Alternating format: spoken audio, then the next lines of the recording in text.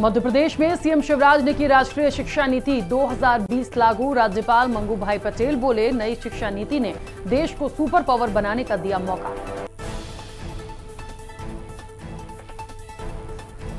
चिकित्सा शिक्षा मंत्री विश्वास सारंग का बयान, मध्य प्रदेश की 65% आबादी हुई वैक्सीनेट। सितंबर के अंत तक मध्य प्रदेश बनेगा देश का पहला वैक्सीनेटेड राज्य।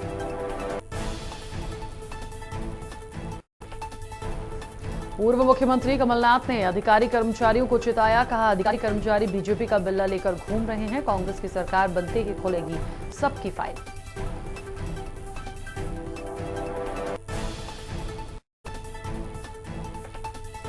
बीजेपी विधायक रामेश्वर शर्मा ने भोपाल के कांग्रेस भवन को बेचने का लगाया आरोप, कहा कमलनाथ ने राहुल गांधी के चहेतों को बेचा भवन।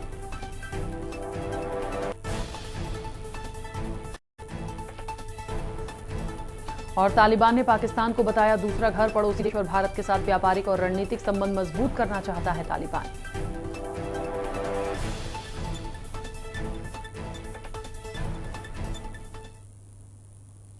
नमस्कार, खबर भारत देख रहे हैं आप। मैं हूं आपके साथ राखी। खबरों की शुरुआत करेंगे। मध्य प्रदेश में राष्ट्रीय शिक्षा नीति 2020 लागू गई है। अब प्रदेश में नई शिक्षा नीति के तहत ही कॉलेजों में नए सत्र से एडमिशन किए जाएंगे। 26 अगस्त को राज्यपाल मंगू भाई पटेल, मुख्यमंत्री शिवराज सिंह चौहान और उच्च शिक्षा मंत्री की मौजूदगी में भोपाल के मिंटो हॉल में गुरुवार को ये आयोजन हुआ। कार्यक्रम में विश्वविद्यालयों के कुलपतियों ने भी हिस्सा लिया। राज्यपाल मंगू भाई पटेल ने नई शिक्षा नीति पर कहा कि इस नई शिक्षा नीति ने हमारे देश को सुपर पावर बनाने का मौका दिया है। उधर मुख्यमंत्री ने नई शिक्षा नीति लागू करते हुए कहा कि पीएम मोदी के नेतृत्व में शिक्षा नीति बनी और अब हम उसको लागू कर रहे हैं।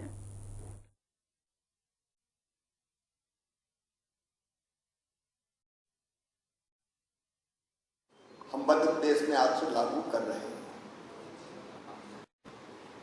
प्रधानमंत्री जी को धन्यवाद दूंगा। भाई मोहन अभी बता रहे थे शिक्षा नीति के बारे में। प्रयोग तो अनेकों हुए, राजन आयोग, मुदालियर आयोग, कोठारी कमीशन।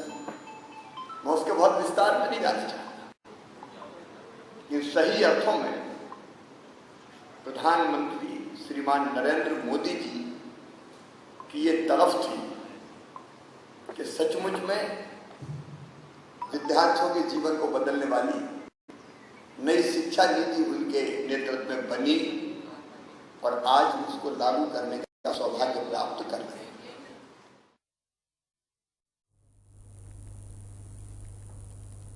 सीएम शिवराज सिंह चौहान ने रतलाम में महा वैक्सीनेशन कार्यक्रम में टीकाकरण के कार्यक्रम में वो शामिल हुए थे। आपको बता दें कि सीएम ने टीकाकरण केंद्रों पर पहुंचकर लोगों से मुलाकात की और उनका उत्साहवर्धन किया। वहीं बड़बड़ में आयोजित कार्यक्रम में सीएम ने कोरोना वॉरियर्स को सम्मानित किया। सीएम ने 30 सितंबर तक रतलाम जिले में सभी को पहला डोज लगवाने का संकल्प दिलाया। साथ ही जिले के अधिकारियों को वैक्सीनेशन सेंटर खोलने के निर्देश दिए।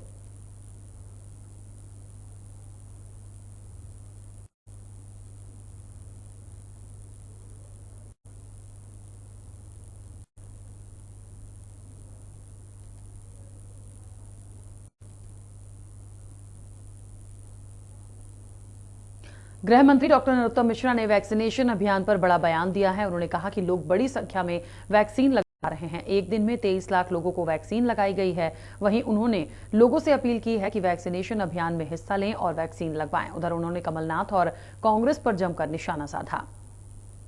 प्रदेश की जनता को मैं बधाई देता हूं। मुख्यमंत्री जी के, प्रधानमंत्री जी के आह्वान पर 23.5 लाख लोगों ने कोरोना की वैक्सीन लगवाई, जो अपने आप में एक रिकॉर्ड है। आप हमारे नेतृत्व के प्रति आस्था और विश्वास देखिए देश का। और वो लोग जिन्होंने कहा था कि ये भाजपा की वैक्सीन है,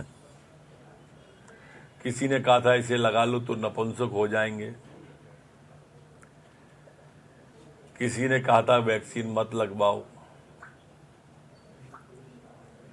उनको समझना चाहिए कि नेतृत्व भारतीय जनता पार्टी का ऐसा है कि वो कह देते हैं कि थाली बजाओ तो लोग बर्तन तोड़ लेते हैं। वो कहते हैं कि दिए जलाओ तो लोग दिवाली मना लेते हैं। और आप हर बार आह्वान पे देखिए, हमारे ही रिकॉर्ड को हम ही तोड़ते हैं। कल 23.5 लाख लोगों ने वैक्सीन लगाई। ये अमृता है, ये संजीवनी है। राजधानी भोपाल के रोशनपुरा स्थित कांग्रेस भवन को लेकर विवाद छिड़ गया है। बीजेपी विधायक रामेश्वर शर्मा लगातार सवाल खड़े कर रहे हैं। रामेश्वर शर्मा का कहना है कि राहुल गांधी और कमलनाथ की साठगांठ के तहत ये जमीन कांग्रेस भवन को आवंटित की गई है, जिसको बेच दिया गया है और उसमें बड़े बड़े शोरूम खोल दिए गए हैं। उन्होंने कांग्रेस नेताओं पर आरोप लगाए और पीएम मोदी के कार्यों की सराहना की। जवाहर भवन की जो प्रॉपर्टी थी वो मध्य प्रदेश कांग्रेस कमेटी के प्रदेश कार्यालय के लिए आवंटित की गई थी। तो वहाँ मध्य प्रदेश कांग्रेस कार्यालय का प्रदेश कार्यालय नहीं है, उसमें शोरूम है बड़े बड़े, उसमें दुकानें हैं। तो जो राहुल गांधी जी हैं उनके दबाव में कमलनाथ जी और राहुल गांधी जी की जुगलबंदी ने मध्य प्रदेश के कांग्रेस के नेताओं को पता ही नहीं चला और पूरी प्रॉपर्टी बेच दी।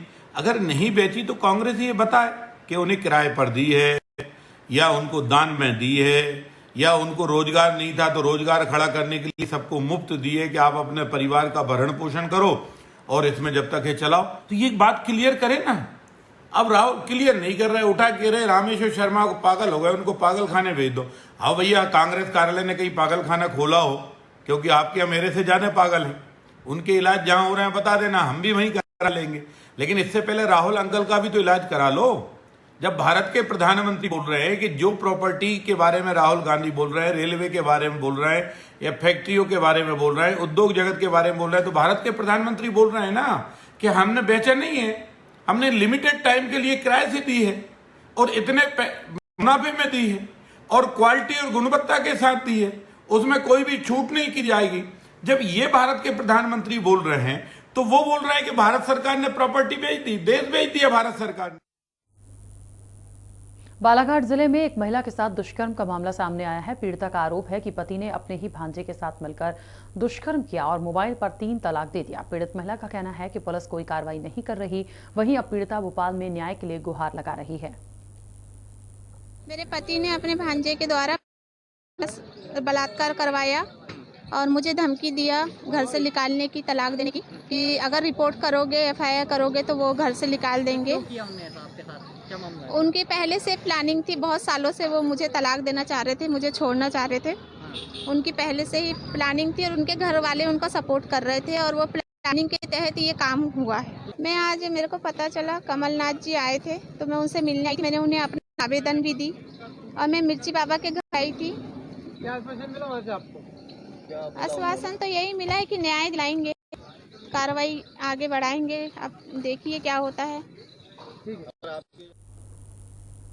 शुजालपुर के नरोला में 3 दिनों से लापता नाबालिग युवती की तालाब में लाश मिली है। वहीं तालाब में शव मिलने से क्षेत्र में सनसनी फैल गई। इस पूरे मामले में परिजनों ने एक जाति विशेष के लोगों पर नाबालिग युवती की हत्या और दुष्कर्म का आरोप लगाया है। वहीं कुछ हिंदू संगठनों ने भी लफ्ज़ जिहाद का आरोप लगाते हुए प्रदर्शन किया और कार्रवाई की मांग की है। आपको बता दें कि मृतक नाबालिग लड़की के परिजनों ने 3 दिनों पहले शुजालपुर थाने में गुमशुदगी की रिपोर्ट दर्ज कराई थी। पुलिस ने 3 लोगों के खिलाफ नामजद प्रकरण दर्ज कर उन्हें गिरफ्तार किया था।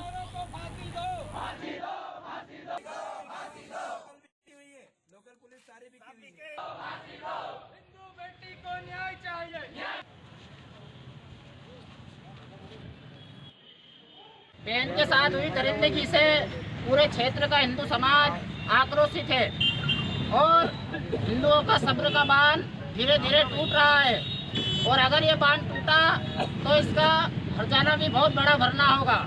हमारी प्रशासन से ये आग्रह है कि आप इस पे कठोर से कठोर कार्रवाई करें और दोषियों को तत्काल गिरफ्तार करें। जिनको कर लिया है और जो बचे हैं उनको भी तत्काल गिरफ्तार किया जाए। बहन मुस्कान पुष्पत को मुस्लिम पक्ष के कुछ युवक ने अगवा किया, अगवा करके बलात्कार किया, बलात्कार करके उसको मारकर तालाब में फेंक दिया। ये दरिंदगी हम कब तक सहन करेंगे? उसके पश्चात जिस स्थान पे वो व्यक्ति दरिंदे बैठते हैं उस स्थान को भी चिन्हित करके मैं आप सभी से आग्रह करना चाहता हूँ कि प्रशासन को भी ध्यान आना चाहिए कि उस स्थान को वहाँ से हटा देना चाहिए।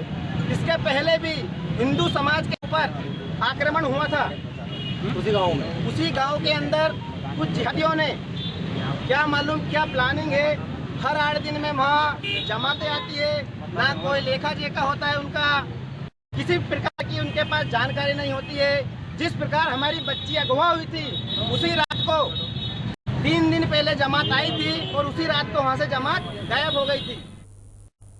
ग्वालियर जिले के भितरवार में पटवारी दल ने तहसीलदार के खिलाफ एसडीएम को ज्ञापन सौंपा है। पटवारी दल ने तहसीलदार श्यामू श्रीवास्तव पर मानसिक प्रताड़ना के साथ घोटाले के गंभीर आरोप लगाए हैं।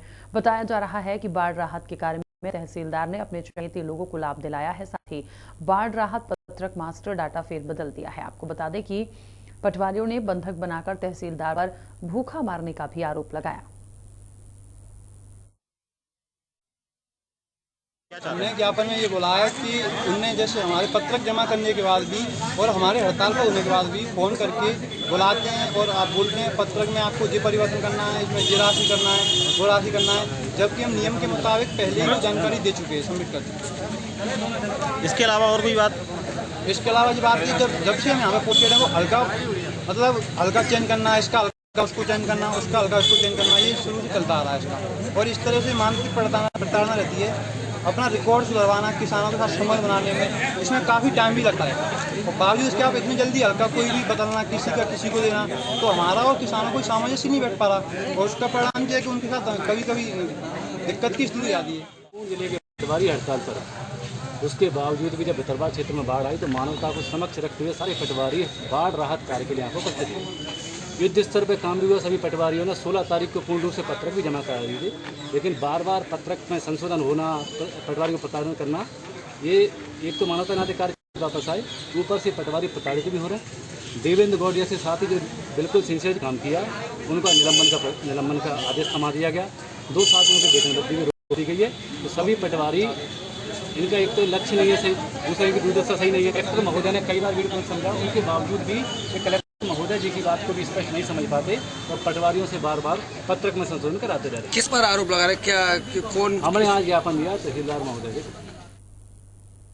भोपाल के संत हृदयराम नगर में भगवान झूलेलाल की महाआरती हुई। इस मौके पर श्रद्धालु भगवान झूलेलाल के गीत गाकर झूमते हुए नजर आए।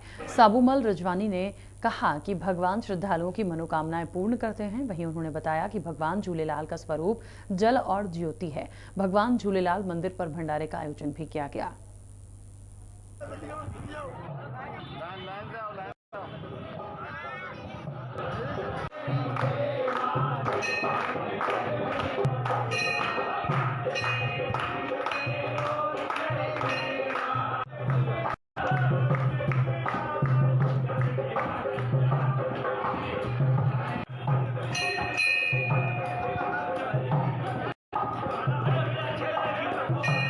आज झूलेलाल मंदिर में चालिया साहब के समापन का आयोजन किया गया है। यह मंदिर मस्जिद पर स्थित है और रोजाना आरती करने के बाद जैसे चालिया साहब का समापन होता है, इस मंदिर में चालिया साहब का समापन आज रखा गया है। वास्तव में झूलेलाल इष्ट देव है और 40 दिन तपस्या के रूप में सेवा की गई है। ये हमारा सबसे पुराना मंदिर है, प्राचीन झूलेलाल मंदिर है। आज हमारे भगवान झूलेलाल चालीसा साहब का समापन है। विधिवत समापन जो है हमारा 40 दिन का उपवास होता है, उसके बाद होता है, जिसका आज हम समापन कर रहे हैं। ये बिरागढ़ जब बसाया था तब से ये मंदिर बना हुआ है।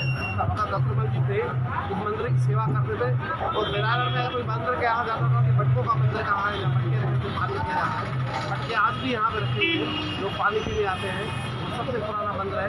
आज हमारे झूलेलाल चालीसा साहब का समापन है, तो इस संबंध में अभी हमारा मेहरान साहब हुआ, अभी हमने अखा डाला है, कल आपकी हो रही है। इसके पास मेहरान साहब का विसर्जन होगा और प्रसाद वितरण होगा और आप बजा देना।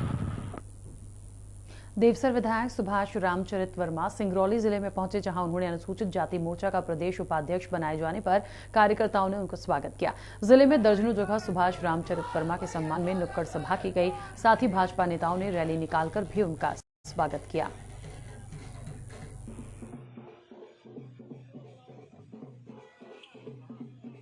निश्चित इस विश्वास पर कोई कसर नहीं छोड़ूंगा।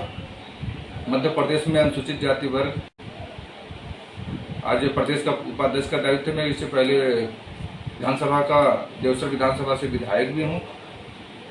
मैं लगातार जब से संगठन में आया हूं, जब से सक्रिय पार्टी का झंडा जब से मैं देखा हूं और झंडा तले लगातार ही संगठन में एक ईमानदारी निष्ठापूर्वक काम हमारा हमेशा रहा है और काम आगे भी करूंगा। दतिया जिले में 40,000 वैक्सीन लगाने का लक्ष्य रखा गया है। गृह मंत्री डॉक्टर नरोत्तम मिश्रा ने लोगों से वैक्सीन लगवाने का आग्रह किया। वहीं सुगर्ण मिश्रा ने लोगों से अपील करते हुए कहा कि हम लोगों को पीले चावल देकर उनसे प्रार्थना कर रहे हैं कि वो ज्यादा से ज्यादा संख्या में टीकाकरण केंद्रों पर पहुंचे और टीके लगवाएं, जिससे कोरोना की तीसरी लहर से बचा जा सके।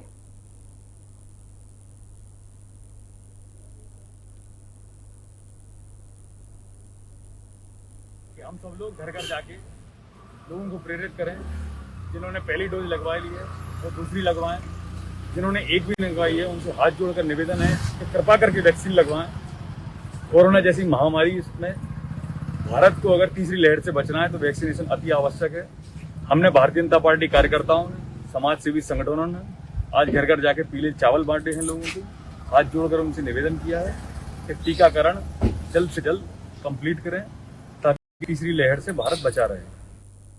शुजालपुर में कोरोना संक्रमण को रोकने के लिए दूसरे चरण में टीकाकरण हुआ। स्वास्थ्य विभाग और नगर पालिका की टीम ने शहर के विकलांग और बुजुर्गों को घर घर जाकर टीका लगाया। इस अभियान में 90 वर्षीय भगवती देवी जोशी पहला टीका लगवाने पहुंची। उधर कोरोना केयर टीम का जोशी परिवार ने पुष्प वर्षा और तिलक लगाकर स्वागत किया। इसके साथ पूर्व पार्षद प्रवीण जोशी ने भी सभी शहरवासियों से वैक्सीन लगाने की अपील की।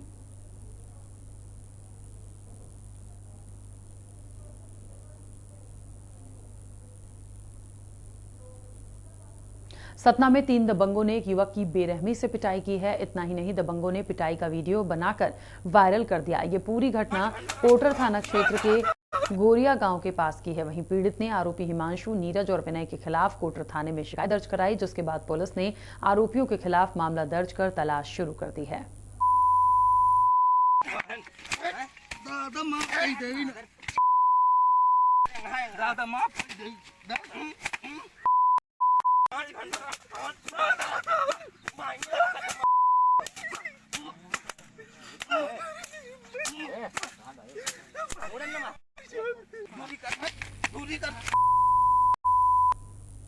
उधर विदिशा के मुरवाद क्षेत्र में नाबालिग आदिवासी लड़की से दुष्कर्म हुआ है। घटना की शिकायत लेकर परिजन थाने पहुंचे, लेकिन प्रशासन कोई कार्रवाई नहीं कर रहा है। परिजनों का आरोप है कि प्रशासन और भाजपा नेता दबाव बना रहे हैं। पीड़ित को धमकाया भी जा रहा है।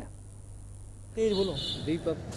दीपक कुमार क्या हुआ, पूरी घटना बताओ। बता दो तुम तो, जल्दी बता दो, लेट मत हो। एक गोलू साहू, हाँ गोलू साहू, दीपक कुमार और एक धर्मेंद्र धाका। क्या कर रहा है? इन बलात्कार करो, मोड़ी उठा लेगा। क्या उठा लेगा? घर से ही। सिंगरौली में रोजगार मेले का आयोजन किया गया, जिसमें कई कंपनियां शामिल हुई। इस रोजगार मेले में बड़ी संख्या में बेरोजगार युवक युवती अपने दस्तावेज लेकर पहुंचे। आपको बता दें कि जिला प्रशासन ने एनसीएल के अमलोरी परियोजना के कैंपस में मेले का आयोजन किया, जिसमें प्रशासनिक अधिकारी और नेता शामिल हुए।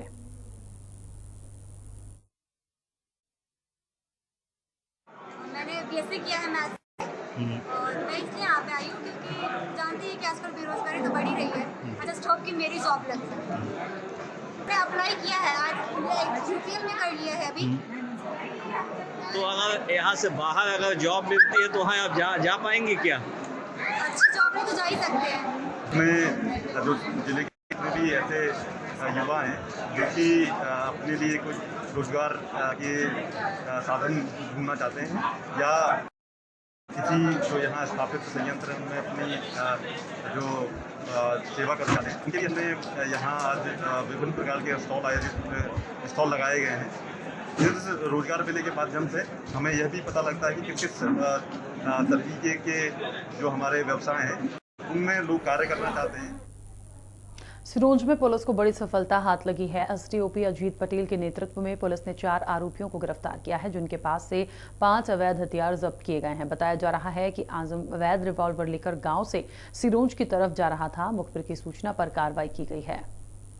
ऐसी जानकारी प्राप्त हो रही थी कि सिरोंज क्षेत्र में कुछ लोगों के पास अवैध देसी कट्टे हथियार वगैरह ऐसा है, और पूर्व में भी निरीक्षक योगेंद्र दागी के समय पे कुछ हथियार जब्त हुए थे। उसी तारतम्य में पतासाजी के लिए पुलिस की टीम लगी हुई थी थाना सिरोंज की टीम उसको उसका जो हुलिया ज्ञात हो सका था उसके हिसाब से ज्ञात करके रवाना हुए थे। तो इनको रास्ते में ही वो टकरा गया, उसको शक होकर उसके साथ पूछताछ करी तो उसके पास एक .22 बोर का अवैध देसी कट्टा 6 राउंड वाला मिला। तो चारों आरोपियों को पुलिस ने अरेस्ट कर लिया है और उनसे जो भी हथियार जब्त हुए थे सारे देसी बनाए हुए हथियार हैं, उनको भी पुलिस ने जब्त कर लिया है। और इस संबंध में भी और उनसे पूछताछ चल रही है कि उन्होंने और भी कहाँ कहाँ सप्लाई किए हैं। तो मेन इसमें जो लीड आई है वो अनिल विश्वकर्मा की आई है कि उसी के द्वारा ये हथियार बनाए गए थे और इन लोगों को सप्लाई किए गए थे। कांग्रेस प्रवक्ता अजय सिंह यादव ने बीजेपी पर दोहरे चरित्र का आरोप लगाया। उन्होंने कहा कि भारतीय जनता पार्टी पिछड़ा वर्ग आरक्षण के मामले में दोहरा चरित्र दिखा रही है। राजनीतिक लाभ लेने के लिए भाजपा के अतिरिक्त महाधिवक्ता लीगल ओपिनियन देते हैं, जिसके आधार पर मध्य प्रदेश में केवल 14% आरक्षण का लाभ पिछड़े वर्गों को मिल पाता है। लेकिन पिछड़े वर्ग की जनता अपने अधिकारों के लिए सामने आती है तो कांग्रेस पार्टी पिछड़ा वर्ग की बात मजबूती से रखती है। राजनीतिक लाभ लेने के लिए भारतीय जनता पार्टी पिछड़ा वर्ग आरक्षण के मामले में दोहरा चरित्र दिखा रही है। जहां भारतीय जनता पार्टी सरकार के अतिरिक्त महाधिवक्ता लीगल ओपिनियन देते हैं, जिसके आधार पर मध्य प्रदेश में केवल 14% आरक्षण का लाभ पिछड़े वर्गों को मिल पाता है। लेकिन जब पिछड़े वर्ग की जनता सामने आती है, कांग्रेस पार्टी पिछड़े वर्गों की बात मजबूती से रखती है, तो राजनीतिक जमीन खिसकता देखते हुए भाजपा फिर से अपने महाधिवक्ता से 27% आरक्षण के लिए रास्ता खोलने की बात करते हैं। बने रहिए खबर भारत के साथ।